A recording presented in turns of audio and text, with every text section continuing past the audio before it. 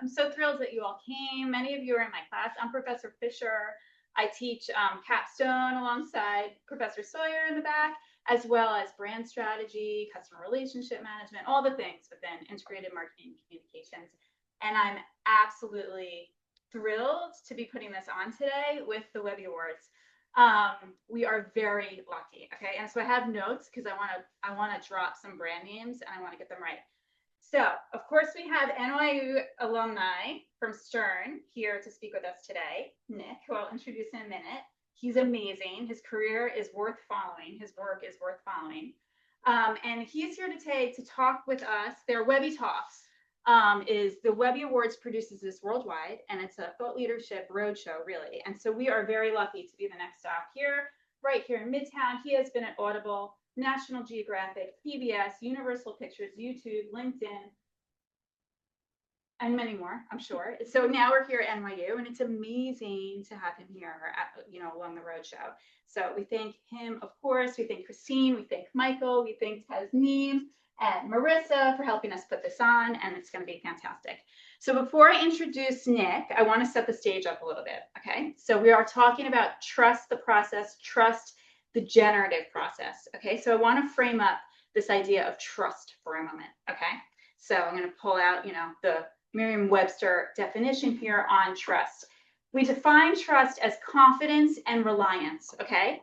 It's grounded in the belief that something or someone will act as expected, okay? So it's kind of really interesting, this idea of trust, because it can be a verb or a noun, okay? So from a verb perspective, you believe or rely on something or someone, okay? So I trust you, we trust the data, they trust our message. It's a really important concept.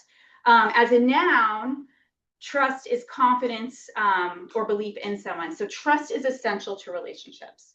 Trust is also really essential to the work that you're all focused on, right? Integrated marketing and communications. Trust is at the core of trying to make connections with people to get them to take action.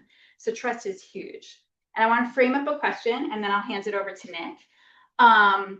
So Michael asked who used an AI tool today. You all raised your hand. So what I want to ask you is, what's the last thing you trusted online without questioning it? You just fully trusted it without questioning it. Was it a friend, a creator, an influencer, a brand, an app, something you just trust without question? It's kind of interesting. And on the flip side, is there some distrust, kind of brewing within you as a result of these tools that we all have access to? It's kind of interesting. And it's really important to think deeply about it as communicators, right? And so to help guide us through, we have Nick, very impressive. And so I'm going to introduce you to Nick here. And this is his bio. He is the general manager of the Webby Awards. If you don't know it, look it up. They've been celebrating the best of the internet since 1997. Yes, 1996. Okay, so quite some time. Really amazing work showcased there. Nick leads strategic development, partnerships, and industry relationships, advancing their mission of honoring excellence on the internet or online. He is an NYU alum. Okay. More important. It's symbolic. And an award-winning producer, filmmaker, and content executive. He's in film, television, audio, digital. His work is really worth watching and following. It's amazing. Notable credits: Emmy-nominated series, aka Wyatt Cenac, and the Webby Award-winning himself. Podcast Missing Richard Simmons. Look them all up, listen to them, watch them. You'll have a laugh. And without further ado, a warm welcome to Nick to walk us through things. Gosh, thank you, Professor. Thank you, Michael. Thank you, Dean. I mean, it's a real privilege to be here. I am an NYU alum, undergraduate, so this is very special to be back here with all of you. I really appreciate that context, Professor. I think it's a really great way to think about this conversation. Who do we trust? What do we trust? That was so central to this conversation and what we'll talk about today. So what I am presenting today is something called a Webby Talk, which is, as Professor mentioned, this is really sort of our conversation about the internet today. The Webby Awards are the largest and the most competitive award for the internet. By a show of hands, how many of you know about the Webbys? A few. Okay, great. we'll work on the rest of you. But the best way to think about us is we are the Oscars of the internet. And that's sort of how we're known. I'll share a little bit about who we are. But this talk really talks about the internet and trends and what we're seeing. And I think it's really exciting to present to all of you. I know many of you are working professionals in addition to being students.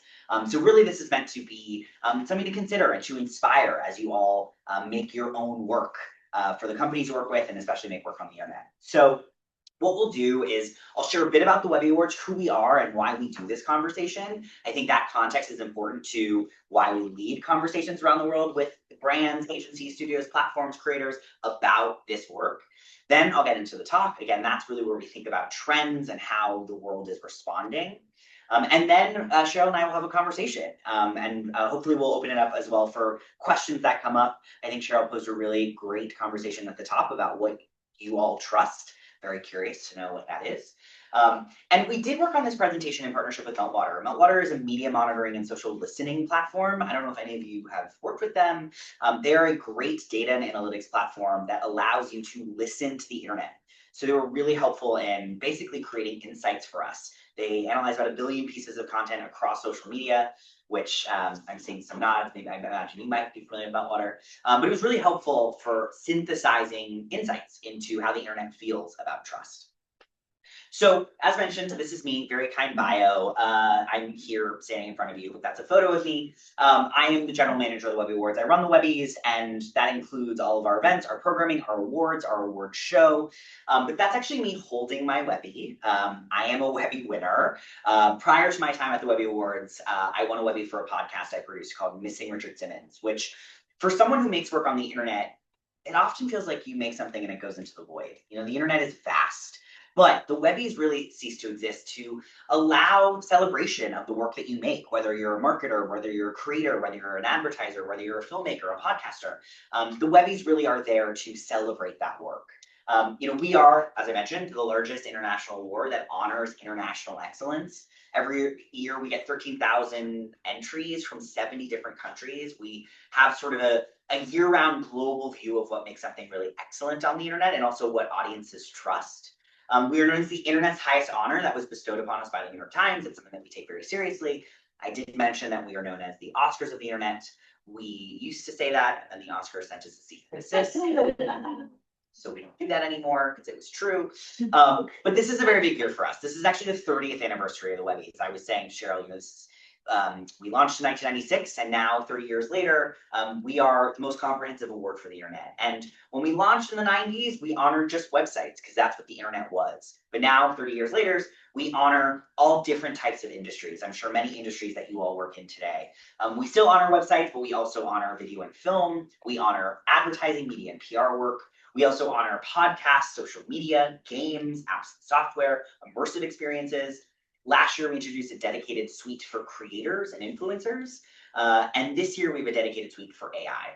So, you know, we really look at what makes something excellent on the internet across all of these industries. And all of that work is adjudicated by an academy. So like the Recording Academy, like the Film Academy, the Webbies are adjudicated by the International Academy of Digital Arts and Sciences. It's about 3,000 thought leaders from across technology, advertising, media, film, beyond. So that work is adjudicated by voices like the CMO of Meta, to Paris Hilton, to the CMO of Coca-Cola. It is really this global group of individuals who push the internet forward. And then we come together and culminate at the Webby Awards show. The Webby Awards happens, you know, in our backyard at Cipriani Wall Street, downtown in May. And it is called the internet's biggest night for a reason, because it brings together all of these thought leaders in one room. This is Snoop Dogg, but there's a ton of different thought leaders who come together and celebrate.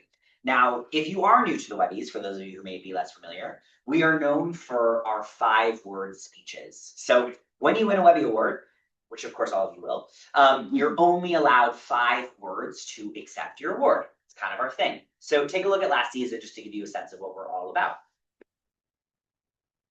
We got some good news today. We got nominated for 6 Webby Awards.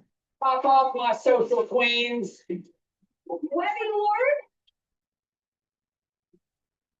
Your host, Ilana Glazer. There's only one rule tonight. Acceptance speeches are 5 words. Yeah. 2025 Webby Crash of the Internet Award. Ready for the art? Very successful. Period. I have to say more. He's welcome, Bolton motherfucking Goggins. Get happy. He's worth that. All credit to team.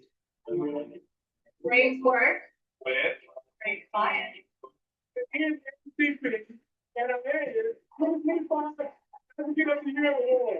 Only organized outrage overcomes oppression. Is cool, but people are cooler. Ian, Mama, Lauren, Domingo. Gracias. Don't wait, make it yourself. And then for my homeboy Cinco. Break bread or fake this. Dr. Feifei Li, the 2025 Webby's Lifetime Achievement Award, Artificial Intelligence must benefit humanity.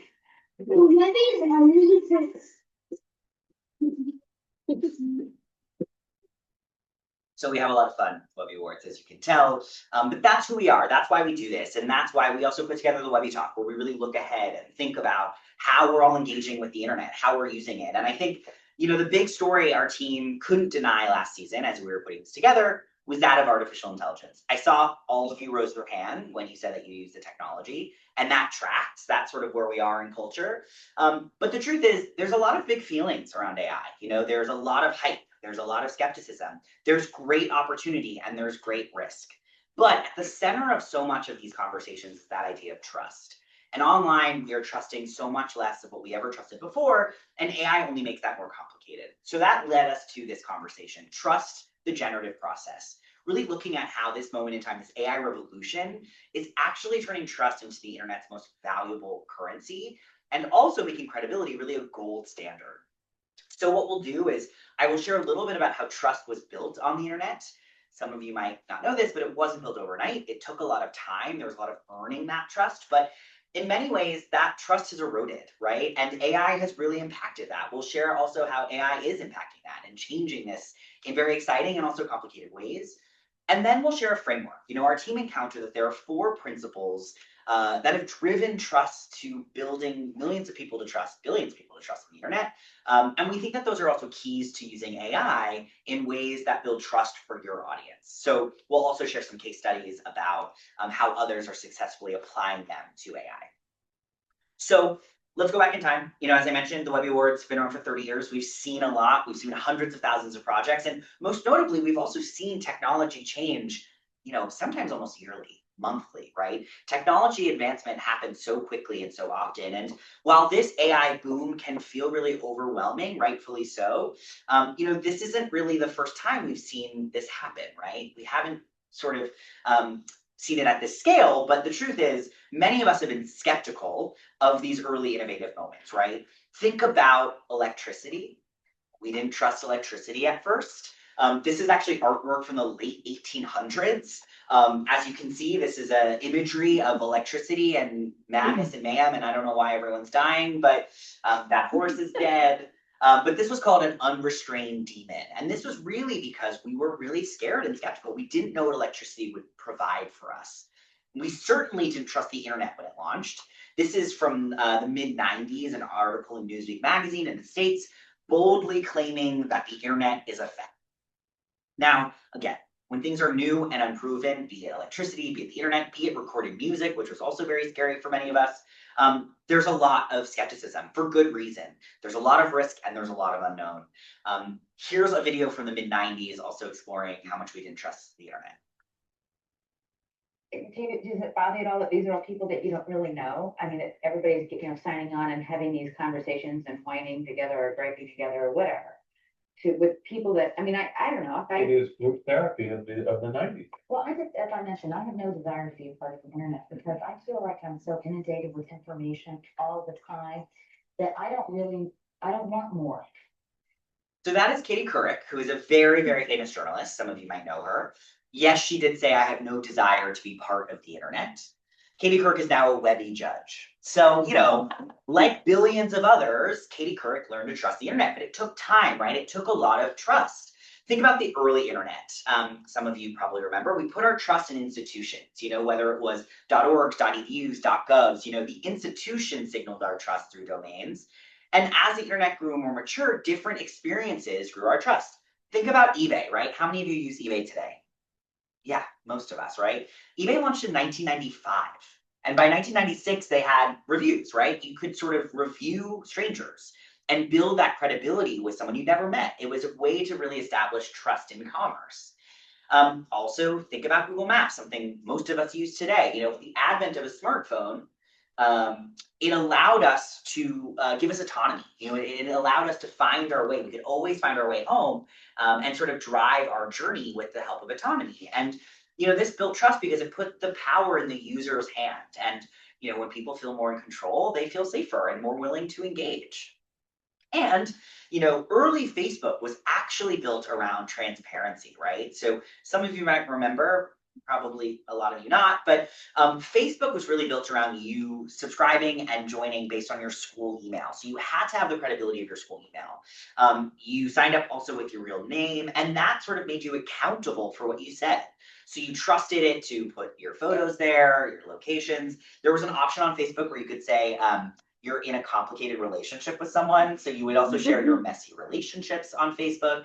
But that's why we trusted it, right? We put so much trust because we were sharing it with real people, and that transparency was baked in. But as I'm sure many of us experience this today, that trust is really eroded. With Meltwater, we did a sentiment analysis, and we found that there's only about 23% of positive sentiment when it comes to trusting technology. People do not really trust the companies that power so much of our daily lives. So it begs this question, what can we trust? Well, the truth is we can't really trust our own eyes.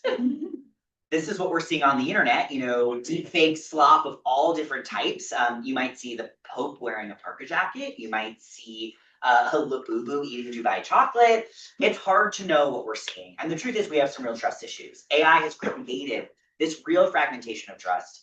And again, trust is really hard to find on the internet, and credibility even harder to earn with audiences. But something really interesting has emerged, and maybe some of you can relate to this. There's a paradox that has emerged with AI. We are trusting AI when we use it. Adoption has exploded. All of you in this room, I believe, are using AI in some way, whether it's for creative reasons, for chaotic reasons. AI is really helpful. But when it comes to what we're consuming, think about art, think about advertising, think about marketing, think about film, our skepticism really kicks in. We don't trust AI when others are using it. And that's a real challenge, right? All of you who are working for these companies that are making work on the internet are engaging in that, right? And it also doesn't matter how innovative or efficient your work is. If your audience doesn't trust you, it almost doesn't matter. This paradox came into full view by a survey that we did with our community at the Webbies. We surveyed industry leaders, and we found that 77% of industry leaders trust in their own AI output. So again, all of us here who say that we use AI, we are trusting it when we use it ourselves. But that same group, only 16% of these leaders trust in brands' outputs. So we're not trusting when other people are using it. But the truth is, a lot of us really love AI, as sort of shown through this case study in the group. 800 million of us are weekly active users on ChatGPT. This is according to an OpenAI study released last year. That number only growing, and that accounts for about 18 billion messages or prompts being sent per week, 29,000 messages being sent per second. And what's really interesting, and I imagine we have some Gen Z in the room here today, but about half of this usage is coming from Gen Z and Gen Alpha. So the truth is, younger generations really love their AI. And the OpenAI report also showed that about 80% majority of ChatGPT use is coming through these three buckets. People are using it to help them with practical guidance, whether it's how-to advice, tutoring, creative brainstorms. They're also using it to seek information, almost using it as their new browser and helping to sort of find products or recipes. And then the third bucket, which is something that I use it for regularly, is help with writing, whether it's summarizing emails, editing a document, writing an email from scratch. It's really, really helpful. And according to Meltwater data, we've seen that positive sentiment towards AI and AI tools has grown pretty steadily over the last year, and negative sentiment is starting to slow. So that comfort gap is getting smaller. Now, a lot of people using productivity or using AI for productive ways. We're also seeing people use AI just for fun. Are there any NFL football fans in the room? Great, a few, thank you. We got a few in the back. Well, you'll appreciate this, hopefully. But this was actually an NFL fan who's not a designer, but just a super fan who reimagined stadiums in the image of their mascots. Take a look.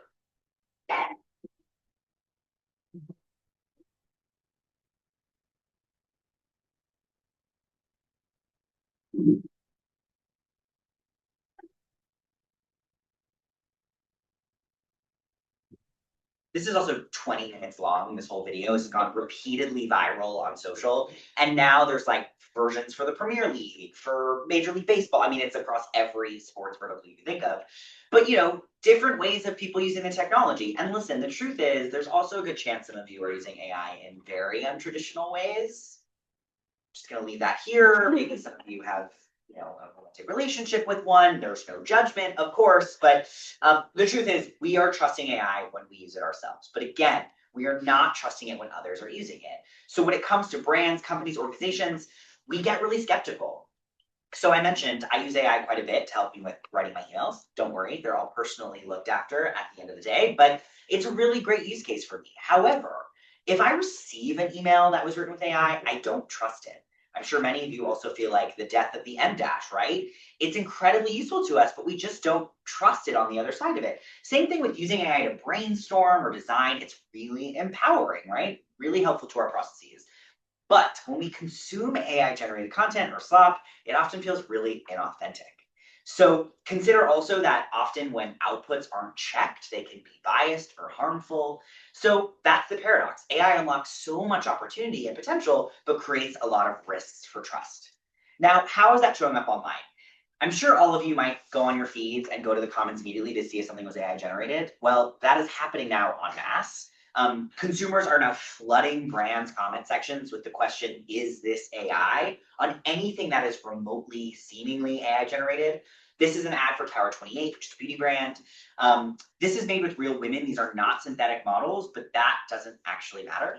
The suspicion alone is enough. If you look through their comments, it was completely flooded. We at the Webby Awards have even experienced this with some of our, very human-made content. So it exists, right? So much so that with Meltwater, we tracked the rise of is this AI comments in social. And yes, it's increased 1,400% year over year between 24 and 25. So this is something that creatives, brands, organizations are having to deal with so much more, especially in their social feeds. We're also seeing the rise of what we call AI literacy vigilantes. These are people who are really dedicated to showing others how to spot when AI is being used. This was seen through a campaign with J.Crew and Vans. A very popular Substack investigated why we shouldn't trust the campaign. They really circled every render, image, anything that felt sort of remotely uncanny. And we can't blame them, right? This is a weird moment in internet culture. Perhaps one of the weirdest moments we saw was when Will Smith published this video on social. This was a video touting his comeback tour. And if you look closely, it's uncanny. There's distorted and blurred faces. That man's face is melted. There's just a general AI-ness to this video. It was very clearly used or enhanced using AI, and people were really upset. And I think the reason why something like this, or the J.Crew example, rubs people the wrong way, has to do with falsehoods. We don't want to feel duped by AI. And this was something that was echoed by Rachel Carton, who's a great social strategist. She's also a member of our academy. AI is a daily part of so many of our lives, most of our lives. We are trusting it for our own use, but not what others are. And I think that is an interesting thing to consider. And we have to wonder, well, then how do we use transformative technology in a way that builds trust and doesn't erode it? Well, that's really what we wanted to do. We wanted to look into how people can be doing that. And, at the Webbies, we've seen hundreds of thousands of projects throughout our history. And, I think one principle really holds up across every technological shift. This is really important. It is that great work earns and leverages trust. So when you consider your work through that lens, it allows you to consider it through a lot of different places, right? So I think that same idea applies to AI. So we looked at the best AI projects that have come through in recent years, and we pulled out some big themes, and we found there are 4 principles that have consistently driven success when building trust.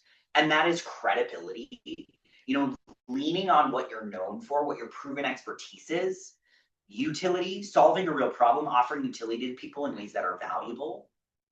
Autonomy, giving people control over their experiences. And then finally, transparency. And this is perhaps one of the most important, but the idea that you're showing how and why AI or technology is used and what the intention is behind it. So starting with credibility, what I mean here is really leaning on your specific expertise. I'm sure many of you work with organizations or companies that are known for something, that have something that is their sort of North Star. And I think that when you lean on what your expertise knows you for and trusts you to deliver, you can also play to your strengths, right? You can allow yourself to also experiment in places like AI, because your audience is more likely to see that as an extension of what you're known for and the credibility you've already built. Take someone like Norman Teague. Norman Teague is a celebrated industrial designer and artist. He has had work all over the world in Europe, LACMA, the Obama Presidential Center. And he actually had an exhibition at the MoMA last year, just in our backyard, a couple blocks away.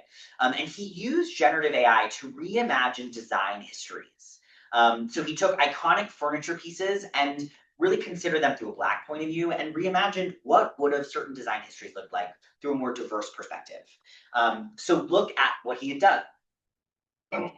The MoMA show that I'm guest curator for this year is titled Jam Sessions. And Jam Sessions is really a show that's about reimagining a past. What would the MoMA's collection look like had Black designers been offered the same opportunity as these celebrated Bauhaus designers in 1920, 60, 70? Firefly gave us the ability to sort of visualize our thoughts, the what ifs of the canons that have been developed if we had influences like George Clinton and the Harlem Renaissance. Firefly turned itself into a brainstorming catalyst, generating different kinds of chairs that won't exist, can't exist, have never existed. We just wanted to push the envelope and see what would it look like if there was fur growing out of the surface of this chair, or what would it look like if there was an afro growing out of the surface of a chair instead of leather. So it was a really striking project, one that also got him a Webby Award last season, which we were really excited about. And it won for good reason, not just because it is striking and the output really was exciting, but because he was behind it. Norman Teague has immense credibility. And when he uses AI as an artist, people trust the intent because they trust him, and his expertise gives permission. You can also build the same trust through utility, really the idea that if you are creating something or building something that solves a real problem and works, it can build trust. Think about an AI note taker. Maybe some are with us today in the room, we'll see. But while note takers can always feel like a little jarring, especially when robot note taker.ai joins your meeting, it's really helpful and adoption has really exploded. And that's because it's really useful. This is actually Notion's AI assistant. This won a Webby last season. And it turned something really tedious, like taking meeting notes, and turn it into something automated and actually really useful to us. Because again, when something saves time and is working and useful, trust can follow. That's true utility. Now, if utility builds trust by solving real problems, autonomy goes one step further. Autonomy is all about really empowering people to shape the outcomes themselves. That sense of control, I think, really changes our relationships, right? When people can direct how AI responds to their goals and choices, AI can really, or I should say trust can really grow deeper. Very few things in life can make us feel more helpless than our personal finances. I don't know if you're like me, although I'm sure all of you are business leaders and very good with money. But this is Monarch Money, which is a popular budgeting platform. They recently launched an AI agent that lets users ask questions about their money. So you don't have to be an Excel whiz, you don't have to be a CPA, but you can answer these questions about your finances yourself in your own walled garden. And it allows you to have more control over your life, over your financial literacy. And this is real autonomy in action, right? This is sort of how showing trust can be built when people are empowered. And then last, but certainly not least, is transparency. Transparency is really about making sure our audiences understand what we're doing with the new technology and why. Transparency also matters a lot when technology is sort of very fast moving, disruptive, very much like a moment like today.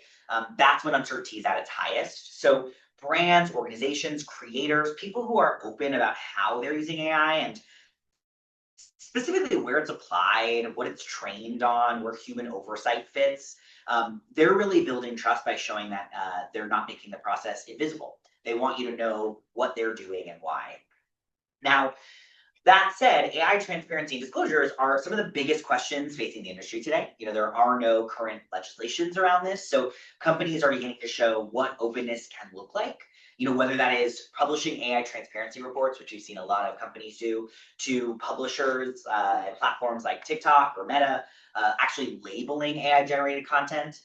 And consumers really agree. 94% of people believe AI generated content should be clearly labeled.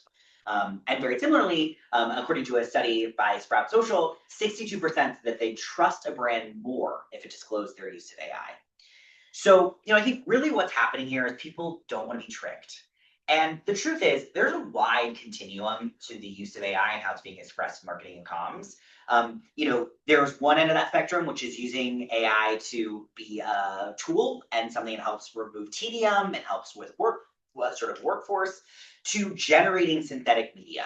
So there's a lot of different ways to consider this, but people want to trust what they're seeing. And that's why transparency matters so much right now.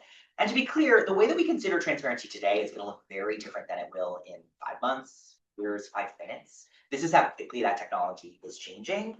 But how it looks today, one example is the BBC. The BBC has made its approach to AI very clear and very explicit. They have published clear guidelines on how AI is used, also sharing what counts as synthetic media and really the principles behind every decision.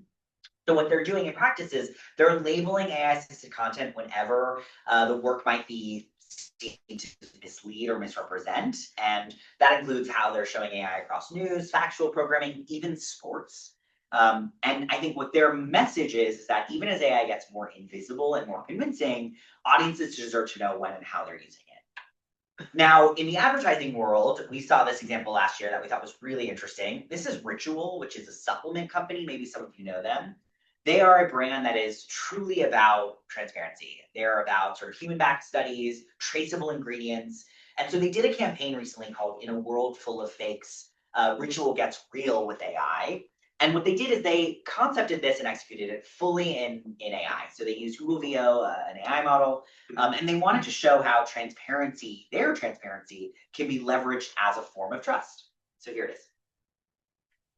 I'm not real. This breakfast isn't real.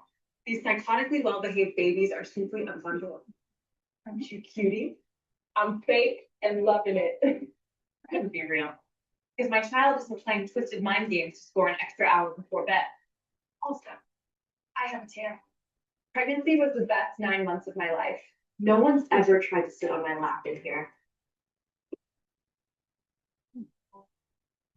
Know what's real? Research and traceable ingredients. They're prenatals, the only leading ones backed by a human clinical trial. Like we said, real. Come on, buddy, my dogs are barking. One of my favorites. It's absolutely ridiculous, but it's also really funny and smart, and I think puts a lot of respect into its audience in it, right? They're using this as a funny, smart, slightly chaotic way to establish trust by using AI, and they're building credibility by being completely transparent about how and why they're using this technology. So, a lot of examples, a lot of information, just a couple of takeaways, and then would love to chat a little bit more about all of this. Trust on the internet was earned over time. It wasn't a given. And in many ways, it's been lost. AI has also been compounding a lot of that. We also live in this moment now where there's a paradox, right? We're trusting AI when we're using it, but not when others are. But there is a way to create your experiences or to build connection with audiences by building work that people can trust and believe in. Really think about how you're centering trust in these communications and these experiences, and to consider your work through the lens that we share, that framework. How can you lean on your specific area of expertise by sort of leaning into your credibility? How do you identify a real problem and offer utility to an audience? Can you find ways to give people and consumers control over their digital lives?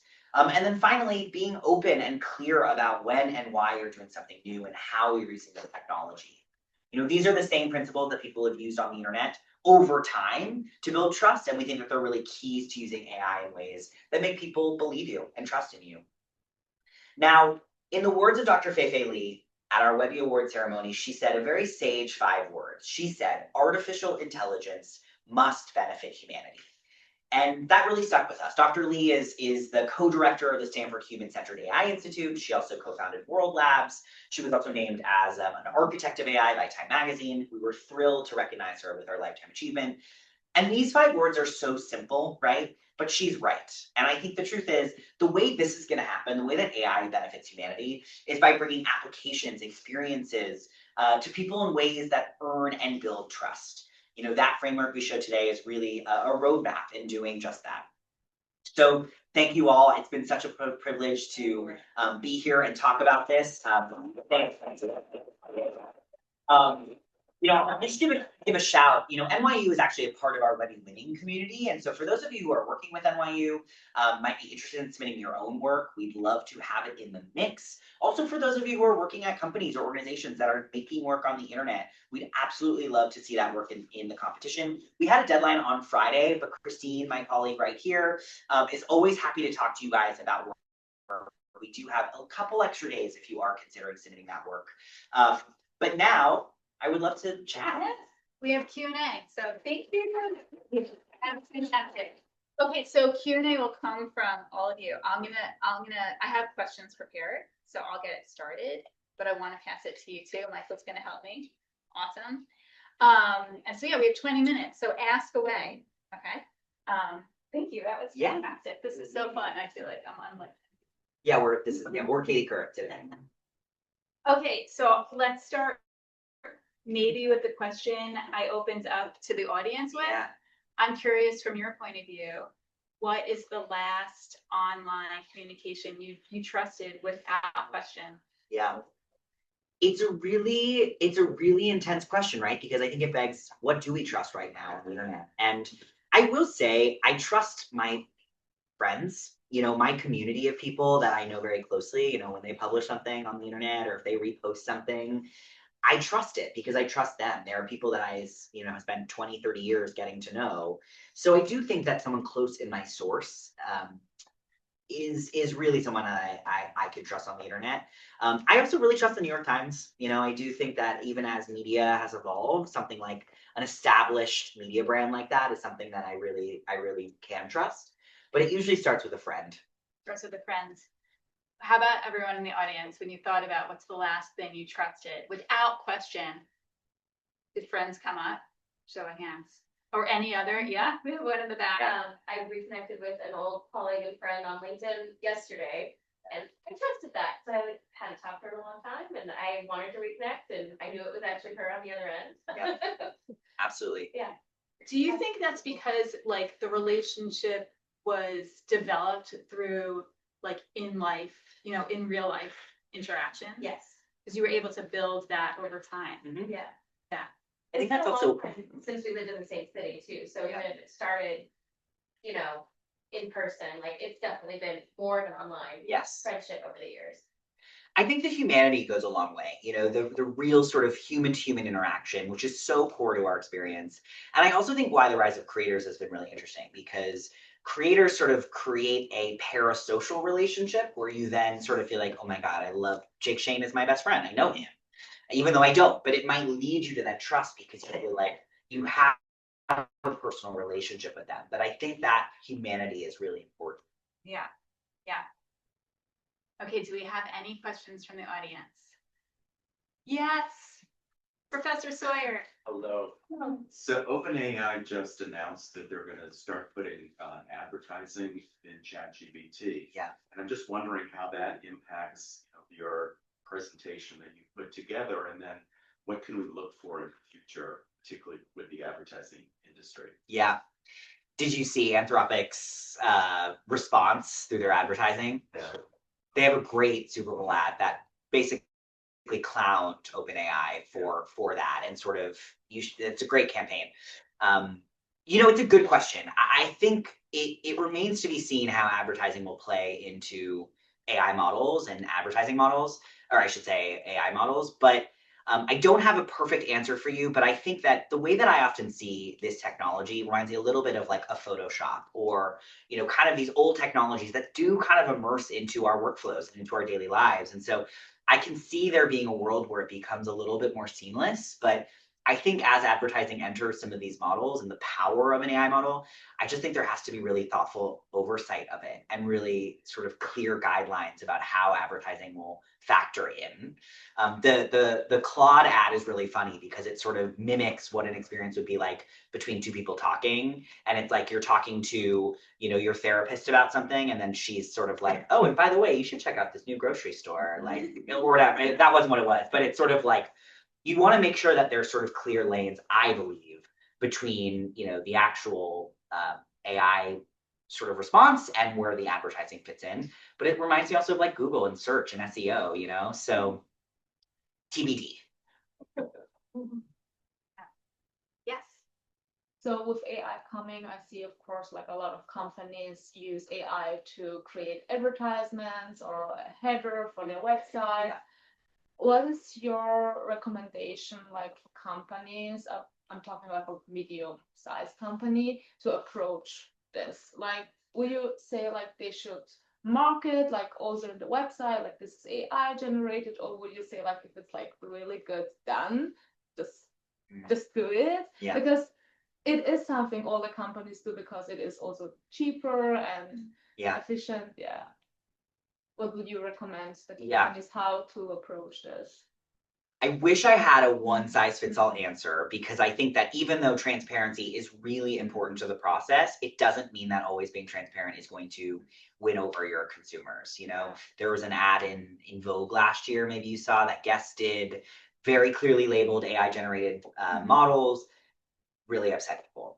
So even that transparency, while done, in good faith, still upset people. And so I think it really requires your organization to think about what your intentions are. I think that there, as I mentioned, this continuum of using AI for your work, that I think culturally there's a lot of comfort with using AI as a process, as something that helps you use it as a tool, certainly with doing something at scale that maybe couldn't be done in a different way. I think that there's a lot of comfort and understanding by consumers to be like, okay, like that makes sense, right? You couldn't have done that in a different way, or that allowed you to scale in a different way. I think that people get really upset when it feels like it comes in between humanity, when it feels like it's taking away jobs, when it feels like it's maybe doing something inhuman that could easily be done by someone. So I think it just really, and again, this is how it is like on February 11th, 2026, like this is going to change, I think, in 6 months. But I think it's about intention. And I think generally speaking, as I mentioned, 93% of people feel like they want, work clearly labeled that is AI generated. But I think, do you need to be transparent if you're using AI as a bug on your website? Probably not, because that's just how technology is moving. But it's just about thinking about your goals and the intention. Yes. So I was really curious because you mentioned that AI should serve humanity. Yet, all the big AI companies nowadays, like OpenAI, like Google, they're building massive data centers in like the rural part of the neighborhood. And there's actually communities being affected and impacted by it. Totally. So how should we justify those environmental and social impacts of using AI nowadays? Yeah, there's a lot of real concerns with AI, and I don't prove to know the answers or the solutions. I mean, I think when it comes to that, those communities, when it comes to data centers, when it comes to environmental concerns, there's a lot that is still to be figured out. And I think we actually have a lot of power as individuals in our use of it, and also with our education. I think one of the things I always recommend, and we do this a lot at our company, we've done a lot of sessions internally, educating ourselves and sort of being more literate around AI, because I think that also makes us, as the consumers, make smarter choices. And yes, a lot of that power rests in the big tech companies, which is scary. And I do think that there are companies like Adobe who are being really thoughtful at a big scale about like IP and ownership and answering some of those questions and helping to drive that forward. So I often feel like our responsibility to sort of make AI better is to just better inform ourselves and to do stuff like this and to learn from each other and educate each other, because that's ultimately how technology moves in the right direction. That sort of is what excites me about how we can make AI more ethical and more responsible. Awesome.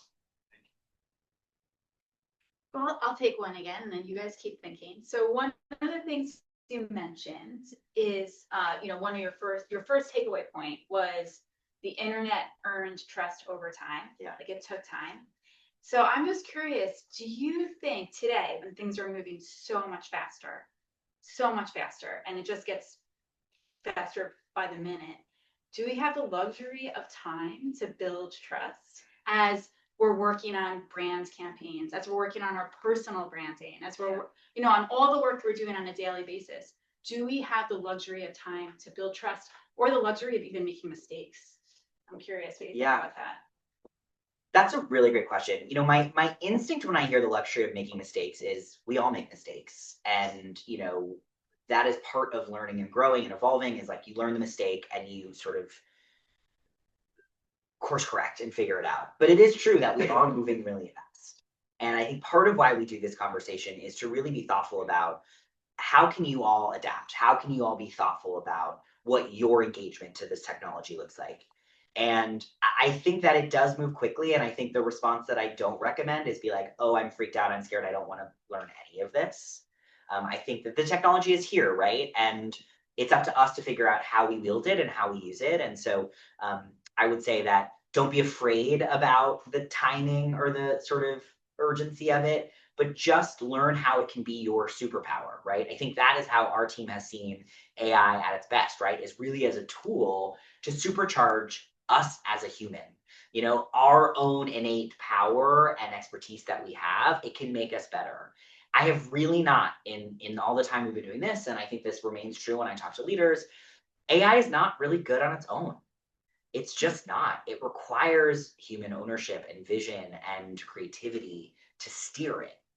Humans in the loop is really important to effective AI. Think about if you've ever just like prompted something on an LLM and it's just been like, hey, do this for me. It's like a mess. It's total garbage. Now, there's a lot of good use cases of it being able to work on its own and sort of being able to support what we're doing. But I think it's just about being able to figure out what your engagement with it looks like on your time frame. Yeah, I was listening to a podcast last week around the use of AI and creativity, and they had an interesting thought on like just kind of building on this idea that AI isn't great on its own. It needs a person, and around this idea of collaboration and how great creativity comes through collaboration. And a person and AI together, you can come up with some interesting stuff. Like you're a great prompter, you're building on ideas that you otherwise wouldn't have thought of at a speed that you couldn't do on your own. So that's fine. But two people and AI can do even more, right? So it's not just about the one human and the technology, but the multiple humans and the technology all collaborating together is where it continues to be really, really interesting. Totally. So, anyway. And I also think, I'm sure some of you are experiencing this in your own lives, but like the move culturally to wanting an analog and very human and messy experience is real.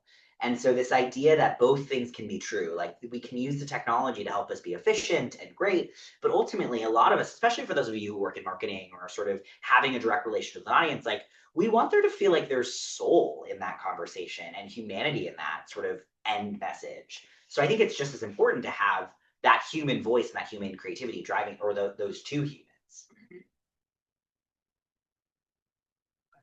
Yeah. So you might have heard before that, these folks had 2 years to really invest and investigate, really do deep dives into and make the most of these 2 years. So if you had 2 years, or even a year, some of you are almost through the program, to learn about and to get up to speed as future marketers, where would you go? What podcasts would you listen to? What would you be reading? What would you be exploring? Sometimes I feel like faculty are more like, show us, I want to try this. And the students are like, oh, I'm not going to try that. Totally.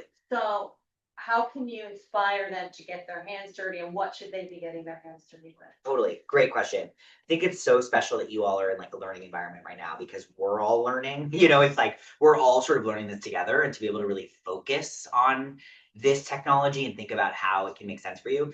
I really like the Hard Fork podcast, the New York Times podcast. Casey Newton is a journalist, and they just do these like deep dives into like technology today. And it's also from like a business standpoint, sort of you can understand like how these models are growing and being trained and who the players are. So I think Hard Fork is great. I also feel like, there's nonprofit organizations like the Collective Intelligence Project, CIP, run by an amazing scientist and sort of innovator named Divya. She is a really brilliant thinker about the ethics about AI, and I think it's really important to sort of consider that alongside our productivity and sort of our work. And so I really recommend thinking about who you can look to, like a Divya or the Collective Intelligence Project, to understand how this work is moving. She's also like a scientist, so she has a really sort of scientific POV into it. And then the other thing I would just recommend is experiment. I mean, just experiment as much as you can. Christine and I, we have sort of a mandate at our office that's just like, spend a few hours with AI every day, just to kind of like figure it out. We also had something where we made projects on Claude, where we just kind of created projects that allowed us to do whatever we wanted. Some people did like very personal projects. I was really sick in Berlin, and so I used it to help me like understand what medicines to take. Of course, do double check your medical advice on any LLM. But I do think that there's a lot of interesting stuff to be done. Find those people that you trust and you trust their visions on. You can also use AI to help you kind of like learn more, right? Who can you kind of learn from in the model itself? How can you get better at training it and ask questions and find the research? Yeah. So to follow up on that question, what agencies or companies do you see, whether it's an Ogilvy or whatever, that you see that are sort of ahead and sort of a forefront? Yeah. Moving forward in the industry. Well, as no surprise to anyone, every agency and network is really thinking about like, what is their AI sort of strategy? What is their sort of AI methodology look like? We've met many of them and talked to almost all of them in different ways. WPP, for example, has their own internal sort of model that they use across all their agencies. Do you remember what it's called? No. It's called like Strength or something. Or it's called like Vision, or I don't know.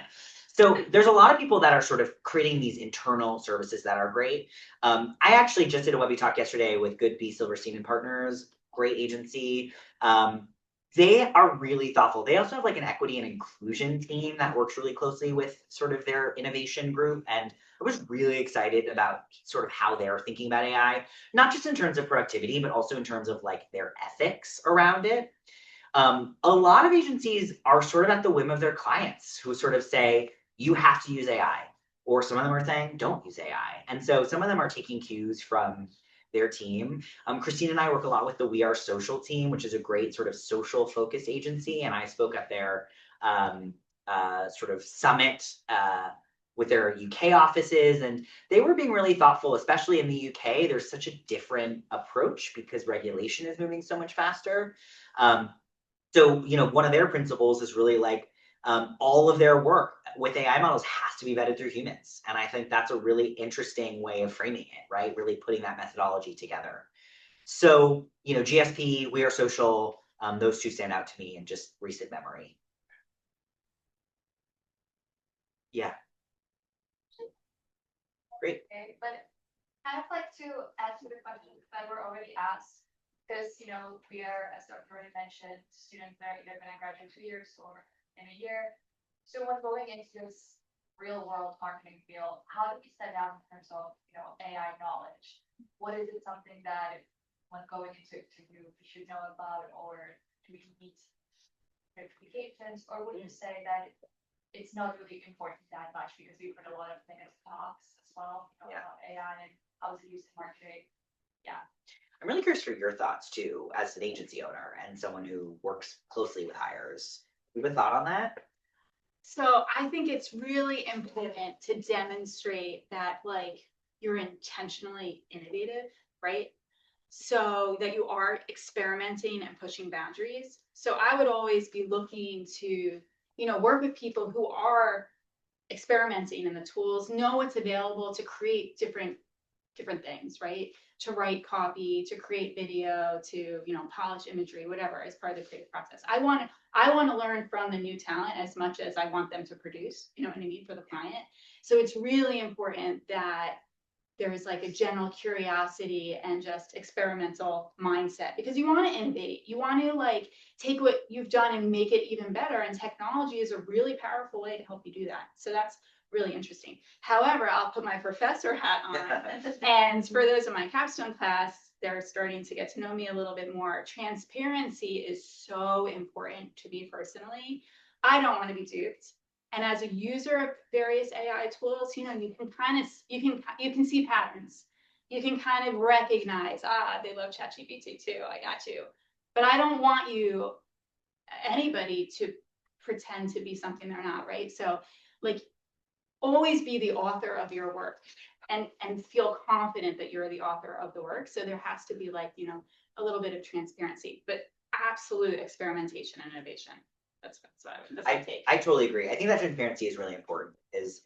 There's no shame in using AI. And I think that is something that's evolved even as we've talked about this. Like, I remember like last summer when I would be using ChatGPT, I would hide my computer from my colleagues. I didn't want them to know I was using it. And now it's a superpower, right? Now it is something that we use so often in so many different ways. And so I think to your point, like, it's important to also like disclose if you're using it and not be afraid of that. I also will add on, I think like having your own point of view about the technology is really meaningful. Like, what is your intentionality behind it? Why did you use it? Or what are the projects you've used it on? Because I think it'll be important, especially as you guys are entering the workforce or looking for your next jobs, to like have a perspective about when and why you're using it. Because everyone is going to have their own sort of expertise around it. But I think you actually having like a point of view as to why you use it is just like an interesting conversation to have with someone. Thank you. Go ahead. One more. In terms of like, content creation, I actually have a question. So, when we talk, you guys talk a lot about transparency and trust. So you were saying that, celebrities and influencers, we trust them now, but that wasn't always the case. Like, there was a time where the celebrities and other content creators were basically the new AI content creators. But going into the future, do you think that artificial intelligence, as in creating, let's say, avatars for companies or having content creators online, is something that's going to be the future? Or do you think on the other side, we don't really like that as humans and we want more humanity, and content creation as humans is still going to continue? Because some people it's dying out. So it's interesting. I think there's a lot of cultural differentiation. AI avatars in China are huge. I mean, sort of live selling in Chinese markets, and maybe some of you are from those communities, like, know this, like, it's huge. I have a lot of friends who work at TikTok, and like, there's a lot of people who are like trying to figure out what that looks like here. But I think there's a slightly different perspective here. I think that humanity, and we're just not as comfortable with that. So I don't think content creation is dead. In fact, I think it's like a huge driver of commerce. I mean, TikTok Shop is massive. Think about like LTKs, think about sort of the relationship we have with these creators who influence us to buy something. And I think, for creators, it's about differentiating. It's about also having a diverse sort of stream, So we're seeing creators now have podcasts, short form video, long form video, newsletters, all sort of different ways of talking to their audiences. So, I think AI, as I've talked to creators, is really helpful for them in like, again, their sort of like development processes, helping them, edit videos, helping them develop captions. But I don't see a lot of creators wanting to use it for like the end product necessarily. That will change. But I don't think it'll just be like AI avatars everywhere. Yeah. Yes, we had a question up front and we have 5 minutes, so we'll take 2 more questions. That's good. We'll start here and then to the back. Yeah, I was very impressed by how you presented from the lecture to AI, that how exactly my partner presented to me. Oh, really? Because he's like an AI, it's like AI tech serious people. So Yeah. like he was so the way that you are more emphasized on the trust side, like but he's emphasized on how this is how they implied everywhere, like from the electric, internet, mobile phone, and here. And then like as for the trust side, I was just wondering like how do you think like for each technology like evolve, like because like people at first are very scared and distrust, and then like by a certain amount of time, and they're like everybody's using it, and it's like included in everyday life. Like how do you think in what kind of like sign or stages you think like they're kind of like getting a little bit trust? Are they like sort of like forcing to get used to it, or like this just like a phenomenon, like everybody's like following others, something like that? And I also think like for example like for some distrust, I was wondering like are they like kind of distrust this technology, or like just distrust the people behind it, like afraid of them or trying to control their lives and change the world?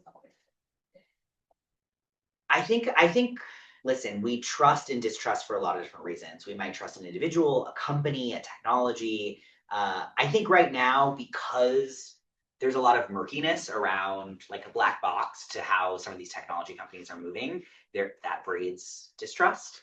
Especially like so much of these models are trained on data. And I think sometimes when we don't totally know what that data is, where that comes from, what the ethics of that data are, I think there's a lot of distrust sort of on a company or individual level. I don't know if there is like a signal that sort of goes from early adoption to full trust. I think if I just look at this, another example we talk a lot about is like recorded music. When the phonograph was launched in the like early 1900s, many very famous composers were like, this is going to destroy music and people won't learn how to sing and people won't be able to like enjoy music. And like, look at today, and like, so I think that part of it is hype, part of it is fear. And again, like, I want to say like, that's so understandable. But I think as adoption happens, as education, like I was sort of saying to Michael, like as we sort of become more literate in these technologies, we can sort of learn to trust them because we sort of know what the capabilities are. And by the way, like a lot of things don't pass the trust test, right? Things also come and go, right? So, there's been plenty of other innovations throughout history where we've been like, actually, no, we don't want this. So I think we're kind of in the midst of that right now. So it's a little bit more internal, like more like psychology stuff. Like I can try, but a little bit fear. So like step by step. I think so. I'm not a psychologist, but I do think that I do think that like the psychology of comfort and fear lives a lot in this. That's a different conversation that I don't feel able to talk about. But yes. Thank you so much. Yeah. I'm Jeff Blocker. I'm another professor. I teach the C-suite leadership class and a bunch of others. I just want to follow up on the answer to the question you talked about in job search and learning just really quickly. First of all, I love AI. It will be everything that involves everything we do. We're never going to get around it. And having taken a deep dive in the last year or so, because I code and also design, so that it's both sides, it is moving so fast that we have to be able to adapt with it quickly. And if we get all the way back to trust, again, you started with you trust your writing. And as students last year, in the spring of last year, people were using it to write and send me back emails and write things. And you could kind of spot, AI wrote this. Now, AI is really good at writing and organizing thoughts and creating the first draft. And so I'm getting emails randomly from students that don't even know each other to a question that I've said. And two of the sentences in the first paragraph are exactly the same. Yeah. And the bullet structures are the same and the length is the same. Think about not getting a job. You're about to send out a cover letter. Oh, yeah, there's 1,000 other graduates this year in our program that's going to send out the same cover letter. If 900 of them look almost exactly the same, you still have to be you when you write stuff. If you want to, then somebody's going to recognize you're different than all the rest. So it's almost the flip of that. You trust it, but it's writing the rough draft for us now and making them perfect. Yeah. You have to do that trade-off. Well, I think you bring up a great point, which is we all have to have our voice, like your voice matters, and how you present, how you talk, how you are is so important to how you show up in the workplace. And I think you're exactly right. Like if I were to just like write something on AI, it would not sound like me because it's not me. It doesn't know how I am. And so we have to, we can train it, but ultimately every email I send, I will add so much more to it because And it'll sound like everybody else Yeah. that's in your same kind of job, trying to get something. Totally. Also, sometimes I feel like when maybe like people in the industry and you'll hear emails from them and you're like, this isn't them. This is not how they talk, right? And I think that there's a reason why that we don't like that, right? Because again, it's like that falsehood, it's that misleading, it's that dupe. And I'm so curious. This is a whole other conversation, and I know we got to wrap up. But like, I'm so curious about how AI is entering higher education because I think it feels, it's a totally different world. It's 100% changed what we have to do as a professor. Yeah. Literally, there's very little left in terms of procedural, how we did things, how we grade, how we give assignments, how we structure case study discussion. It's literally, but the fun thing is we get to change it with the students. Yeah. So we have to be transparent as a professor. We have to be like, we're learning this together. Help me figure this out. Does this work? Doesn't this work? Go use AI. Yeah. It's totally disrupted the system, which is actually very exciting, but it's moving so fast and we're so in the moment that like we're all figuring it out. Do you feel like the in-person is so much more important now? I want to put that to the students. Yeah, I just wonder because, this is so, right? You none of you are using an LLM right now. We're all here talking to one another. And I'm curious if that feels more valuable to the professors or the students or For me personally, yes, especially because you also have the energy of the room and the energy of the person. Yeah. So you can just adapt better. Yeah. Yeah. Wild. I also think in person is very important. I think AI is to increase your productivity, and then you can have more time for your personal interaction and interact with yourself. Yeah. And with Totally. Yeah. Awesome. I also I want to end on this idea of perfection and like even these emails and these cover letters that are and these emails, I get all these emails that are so perfect, I distrust them right away. And so you were saying like we all want the messy, the human, the real you.